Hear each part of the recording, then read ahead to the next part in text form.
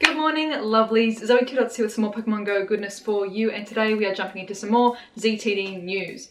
There's a lot happening in the news this week, and I do apologise that it is a day late, but it's kind of good that it was because we got more news for this week, so let's get straight into it. First up, PvP has dropped. It's here. Happy days. Let us rejoice. We can now battle one another in Pokemon Go. So, first of all, the biggest reception I've seen for PvP is a lot of hype, a lot of positive feedback. For those people who are just saying, it's just tapping, where? I think you're kind of missing the point of the additional strategy in shielding, in typings, in when to switch your Pokemon, when to keep a Pokemon in, the new 2 charge moves we can have. Yes, obviously you're attacking by tapping, like what other mechanic do you have on a touchscreen phone than to tap? But I personally think it's brilliant that it is not strictly turn-based. That is something that we already have in this existing game in the 3DS games. If you love that, play the 3DS games. Pokemon Go is supposed to be on the go, fast-paced, and keep going. One of the biggest things for PvP is that, yes, the second charge move is able to be unlocked on all your Pokemon now, which is fantastic. This is going to be something really awesome, not only for PvP, but for raids and gym battles as well. Giving your Pokemon a better spread of type coverages, not being locked into just one specific move. Pokemon that have caught on a community day with a special move can now have an additional charge move alongside that, exclusive move, which is just going to give us more diversity with our Pokemon and potentially also help with keeping our storage tidy as well. If we don't need 6 teams of Bite Crunch and 6 teams of Smackdown Stone Edge, where we can find like a happy medium to combine some of those moves or maybe scale down the teams a little bit, that's going to help with storage management too. So I'm excited to see how this kind of influences the game rolling forward. In the UX design space, user experience design space as well, there's a new look to picking your Pokemon, not only for PvP battles, but picking your Pokemon for raids too, which is gorgeous. It's so much smoother. You can pick all 6 at once. It's just sitting at the top there and you can I changed my mind, tap that one up there, pick the different one down here.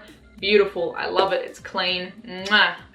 Thank you very much. We also have more information on the bonuses, percentage bonuses in attack for super effective moves and the not so effective moves, and also for same type attack bonuses and things like that.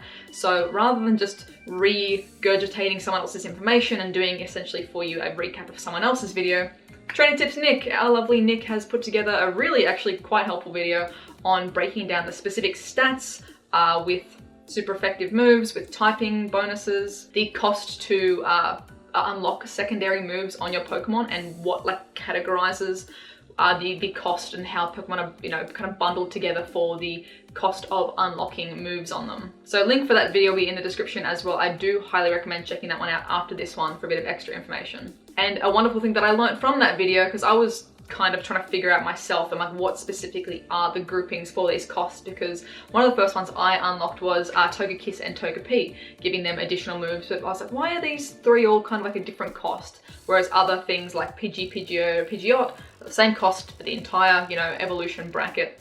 Babies actually are the cheapest thing to unlock a moveset on, and this is great for 2 reasons. First of all, Baby League, heck yes, a less of a Stardust cost to invest in the Baby League if you want to get involved and unlock some secondary moves. And also, if you're going to be evolving something all the way up, say maybe a Electivire or a Magmortar, unlocking that move while it's still a baby as a Magby or as an Elekid is going to save you rather than doing it when it's fully evolved. So if you know, I've got my wonderful Elekid, super tanky, I'm going to make it an Electivire anyway, unlock that secondary move while it's a baby before you evolve it, because that will save you a whole stack of Stardust.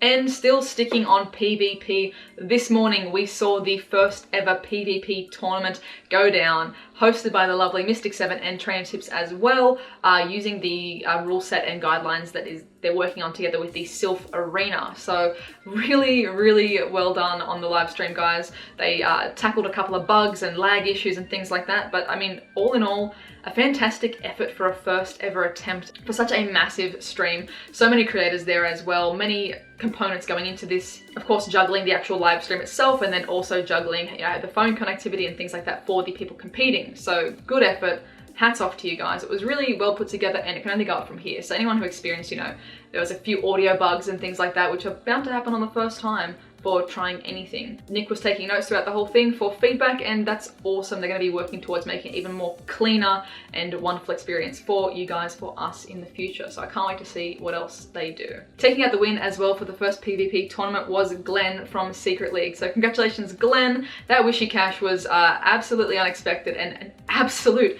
powerhouse. That is a crazy typing. Water and ground, only weak to grass, I believe. So that's a really sneaky one. Having a Pokemon with only one weakness, I feel like this might start to sneak into certain things in the meta when people figure out, you know, what has the least amount of weaknesses and building a team around an anchor like that. So really cool spread of Pokemon seeing there. And if we haven't had enough events already this year, hold on to your butts. Delibird and friends return for Pokemon GO holidays. Yes, please. This is starting on the 18th of December, and we are getting spoiled rotten this holiday season with so many bonuses in this event. So first of all, let's check out the picture promoting the event, and we can see in this picture here, Munchlax, Krogunk, Chingling, Weasel, Snover, Abomasnow, all these amazing Pokemon. And then if we peep right into the top here, we can see Uxie, Meesprit, and Azelf, the mythical Pokemon of Generation 4, some of them. Holy dooly! What's happening? What's happening this December? A lot of mysterious things going on, but the post goes on to say that for this event, ice types will be appearing more frequently in Pokemon GO. This is including Jinx, Sneasel, Swinub, Snorunt, Spheal, Snover, and we might actually be seeing Pikachu with a festive hat as well until the 2nd of January. Now, this may or may not be the Santa hat, holiday hat Pikachu making a return. Maybe you'll see an additional hat added as well. I have no idea personally. But if you missed out on getting your little Santa hat, holiday hat Pikachu in the previous December events, now's gonna be the time to grab it. But it doesn't stop there, folks. Oh my goodness. 7-kilometer eggs are going to have an increased hatch rate of Smoochum, Azurill, and Munchlax. Fresh new baby, gonna be swooping in for Baby League. Such a stupidly cute Pokemon as well. Munchlax is adorable. I am so hyped to get one for myself. They're going to be hatching from 7-kilometer eggs. So for me personally, this means I also need to like hurry up and hatch more of the 7-kilometer eggs now, because with 3 more Pokemon being added to the 7-kilometer egg pool, it's going to start watering that down a little bit more, and my shiny Togepi is still nowhere to be found. Please, where are you, baby? Come to me. But I'm going to be stoked to be hatching Munchlax for sure. Knowing my luck, though, I'm going to get like 40 Smoochums. But helping ease the burden of buying all of those incubators as well, we're going to be getting 1 free single-use incubator every single day. Every time we spin a Pokestop, you know, your first spin of the day, here's a fresh little incubator for you as well. Single use, but that's awesome. That's a massive incentive to get out there and start hatching some eggs, get out there and spin daily so that you're collecting those incubators as well, and just absolutely go ham. But that's not all. From the 18th to the 22nd, we're going to be seeing double catch candy and double transfer candy. We have not seen transfer candy doubled since April, since I was in Japan, I'm pretty sure. Like when the Mew quest was happening. We have not seen double candy transfer in so long. I actually gave up and transferred so much of my stuff, but I'm glad there's a few things still that are going to be worth it for the double transfer candy, including MELTAN. If you can't afford the cost of a special trade every day to give away MELTAN for like 3 candies, transferring them for double candy is going to be excellent. I will also be testing if this includes transferring to Let's Go, because I'm really torn between having 50 MELTAN follow me around in Let's Go and getting an extra candy. So it's a tough one, but I'm definitely going to try it out during that transfer period if it counts towards Let's Go transfers as well. So that's hang 10 and see if that applies there too. But if you have any legendaries you're holding on to and it's like, you know, I really don't need this, I'm not going to trade it, I'm not going to use it, I'm going to power it up, now is a good time to, when that bonus starts is a good time to transfer those to get the extra candies rather than walking 20 kilometers with a legendary for an extra candy. From the 22nd to the 26th, we're going to be seeing double Stardust bonuses for catching as well, which, yes please, because I've already spent so much of my Stardust on PvP unlocking secondary moves. So, oh my goodness, yes, I need this. From the 26th to the 30th, we're going to have double catch XP, and they do say there as well to level up before going into the new year. So I don't know if this is just a little comment of the people who haven't, you know, hit level 40 yet, or if they're hinting at a level increase in the new year. It could just be a throwaway statement like that, or, you know, fingers crossed maybe there's something spicy coming for the high level players, who knows. And from the 30th to the 2nd, incubators will be doubly effective. So one thing that I'm going to do on the first few days of this event is see if I can pick up 2 of the free incubators at a time, if I can actually stack those up and collect multiple, or if I have to use them as I pick them up.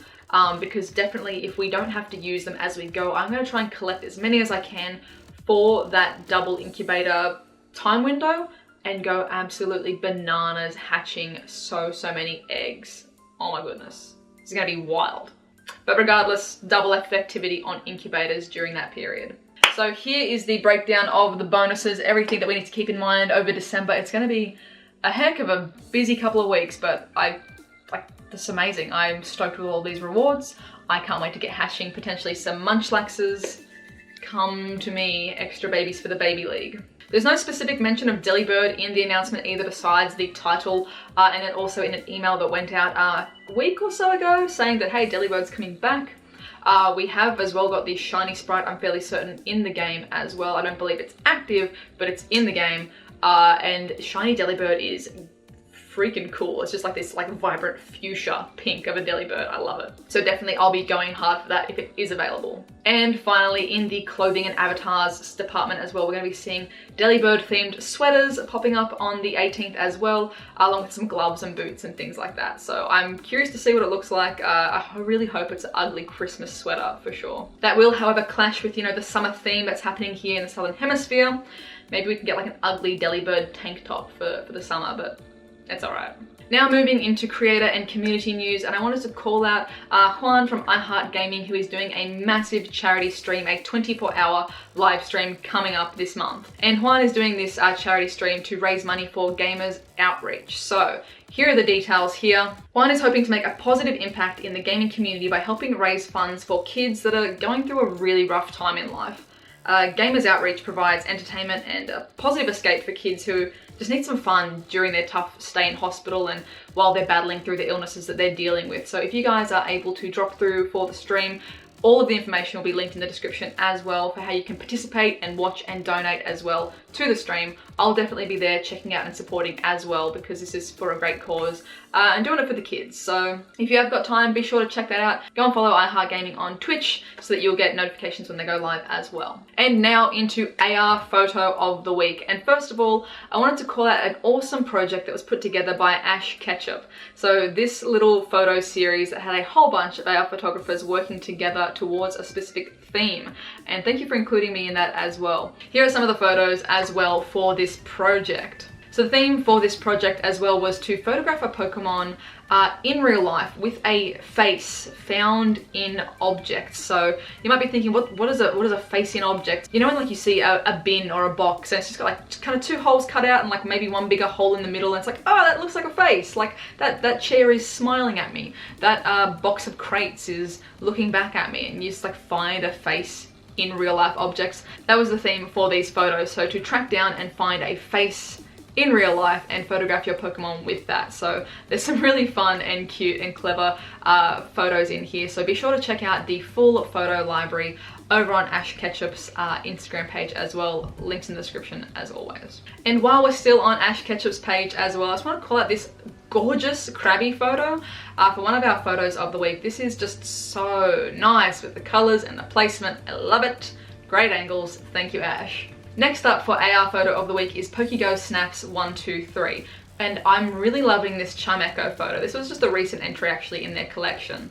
Pokégo Snaps goes into detail in their Instagram story, saying that for the last 11 years they've been living with chronic pain due to a number of muscle and nerve damage issues, which is absolutely insane. And they comment that, Pokemon Go has helped them get out of the house and, be able to exercise and move about and kind of ease and help with those chronic pain issues. However, due to an ankle injury at the moment, they are not able to get out and photograph and play the game as much as they like to. Snaps is also actually a studio photographer by trade, and got some inspiration when a Squirtle popped up in their studio space, so decided to actually photograph Squirtle in the way that they photograph their studio portraits. And it has led to a really gorgeous series of these like really moody Pokemon portraits in this nice black, like dark shadowy environment. And I really loved how Chimecho is just like so perfectly enshrouded by like this dark hug essentially of the space around it. Amazing collection and edits on these photos. Please be sure to check out PokéGo Snaps 123 and send them some love as well, and hopefully a swift recovery so that you can get out and photograph again. But amazing effort to adapt to adversity and make the most of what you have got as well for your photographs. This is a gorgeous minimalistic style. I really love it. Next up is this Corsola photo from Pop Punk Pokemon. And okay, first of all, I have the softest spot in my heart for Corsola, but I really love, again, the angles for this one. Corsola amongst the rocks, looking out on the ocean, looking like it's just ready to go for a swim, explore the ocean, go and find itself a little coral reef to hang out at. I love this photo. I love the colors. Thank you so much, Pop Punk, for submitting this one. Next up is KANTO Buck with this stupidly cute picture of Caterpie taking a munch through an apple here. So again, a wonderful placement, super simple, and just one really simple prop of the apple being half eaten through. I love the colors, I love the simplicity, and it's a cute little story. Thank you very much. Next up is me38MC with this gorgeous Umbreon photo. Again, one of our regulars here, and always taking really incredible photos with other Pokemon and humans in the shot as well. Just the placement of the hand around Umbreon's like little chin is so perfectly cupped, like how you would pat a cat or a dog. You guys just absolutely nail the placement for these ones, so thank you very much. Next up is Ben's on Toast with this Machamp doing some fight training in their garage. Again, really wonderful placement, like putting the Pokemon beyond the barrier of the glass here and seeing into the garage there. I love the little dumbbell as well that's been placed in there as well. Excellent placement. Thank you very much, Ben's on Toast. And lastly, Brandon Lopez on Twitter with this photo of Kadabra. I'm loving the backlighting here. They've used their car actually as a light source to get this really cool like aura and glow around the Kadabra. Great placement. Love this photo. Thank you very much for submitting. We did it, guys. We made it through all of the news. Holy dooly. Be sure to submit your photos as well for next week using the hashtag ZTDnews on Instagram and on Twitter to submit your AR photos and the chance to be featured. I also, of course, take any sort of suggestions for other community news. So if you've got any other community news coming up through the holidays and into the new year, please let me know through the tag as well. As always, links for all of the story sources and our AR photographers will be in the description too. Let me know, what part of the December event are you most excited for? Do you want to see shiny Delibird? Are you stoked for the double Stardust? Munchlax, like what are you most hyped up for this December event? Let me know in the comments down below. I hope you have a wonderful morning, noon, night, whatever time it is for you, and I'll catch you guys in the next one. Bye.